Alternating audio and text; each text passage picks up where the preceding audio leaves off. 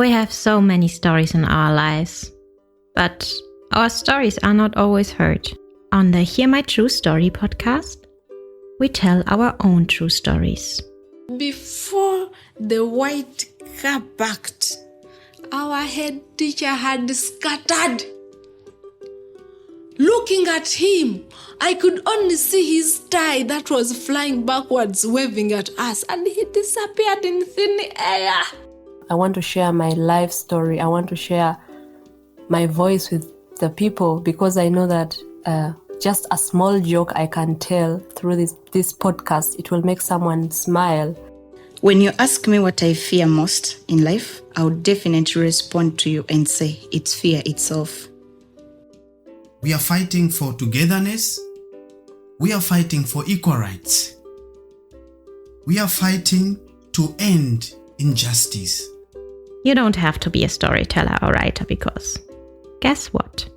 Life writes the best stories. Hear my true story. In this episode, we hear a story from Carol Kiwanuka, a young Ugandan storyteller living and studying in Germany.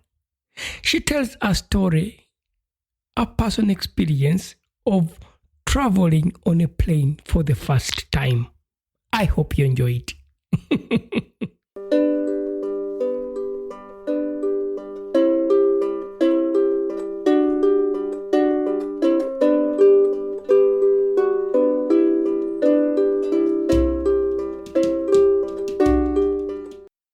I ask because I want to know more. I ask because I don't know. I don't know and I do not understand why people get irritated. When I ask, you ask someone, they do not want to reply me. Why? Anyway, my name is Carol Kiwanuka and I want to share my personal story with you. Oh, happy day. Oh, happy day. It was indeed a happy day for me. It was a special day for me. This is the first day that I took my ever first plane in my entire life. From where I come from, it is not normal to travel using planes. It is very expensive. You get this opportunity in your life. That is a wonderful thing and you should thank God for it. I walk, I pray, I take borders, I take matatus, but not planes. This day was amazing. I was so excited to get on the plane, but scared, mixed feelings. So I reached with my family. We came on the airport. We reached. I was scared. I did not know how I was supposed to feel. Was that normal? Was that not normal? I don't know. Set my foot on the plane. Got my seat that I thought was even my seat. A guy comes, he's white with beard, putting on this thing. Everyone that I see looking like that is an Arab. So yes, he was an Arab. He was wearing a dress, white, and this dress is called, what is it? Kanzu. It is called kanzu. But not the kanzu from my culture. No, this kanzu from my culture is very traditional. So this guy was holding his Quran, reading the whole journey, reading. I tried to make conversation with him. My friend, did he even make a sound? No. First, I wanted to use the toilet. I did not know what to do. I did not know how to get my seatbelt off. I tried many times to get it off. On the advert, they do not show us how to take off the seatbelt, but they show us how to put the seatbelt on. That is very funny.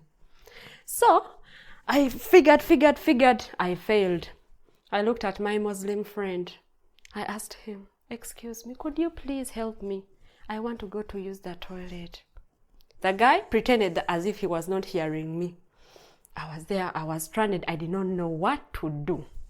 I asked him, excuse me, I want to use the toilet. Could you please help me? The guy was scared to touch me because I'm a woman. That's what their culture says, maybe. He did like this, got my seatbelt off, toilet, back. The journey continues. So they announced, in a few minutes, we are reaching our destination. So after making the announcement, my brain was boiling. I did not know what to think. I did not know what to do. So people started carrying their bags, people removing their luggage, walking, doing that. I got my luggage. I was not sure if I was to ask this Arab guy again because he was not polite to me. He never wanted to help me in the first place. I said, no, I will not ask him. Take a look at this. When God throws an angel in front of you, I look into a guy's ticket. He was just holding it anyhow. I looked, Frankfurt. And that is my destination. I am going to Frankfurt, Germany, and in Europe. I said, yes, this is the answer to my problem. I get my luggage very fast. I was pushing all the people that were behind this guy. I was like going through. Some look. No. Luckily, I was behind him the whole time. So we walked. The airport was so big where we got off from. I was like, where am I supposed to go? I looked.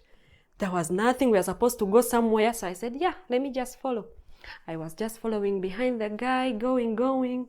So the guy reached. We had like some few minutes to wait because our plane was already there, but they were still cleaning it. So we had some few minutes to wait. We waited. So look at this. The guy wanted to pee. Wanted to use the toilet. The guy wanted to use the toilet.